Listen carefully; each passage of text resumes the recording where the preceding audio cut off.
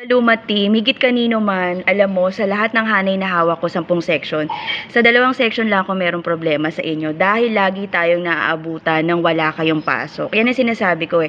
Ngayon, ako ready talaga ako sa mga changes na yan. Ang changes niyan is, tingnan nyo, from first week of April, ang exam, ginawa nila ngayon ng March 20 and to 26. Wala tayong galaw ng 27 kasi that was a Holy Week. No? So, susunod tayo dahil meron silang time frame mga anak for the encoding of grade. Susunod tayo dyan. Pipilitin nating matapos. I need your cooperation.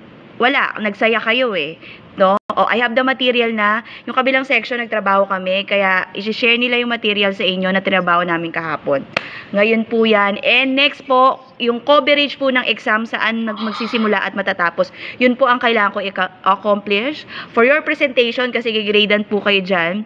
No, mamaya ko explain during the orientation. Yung report po, assign kung saan po nakaangkla. Mahalaga po matapos po natin yung mga materyales. I do my part, no? Mabilisan yan mamaya. And yung pong oral report, kayo naman po ang bahala po dyan at may kaakibat na grade po dyan. Maraming salamat. See you later.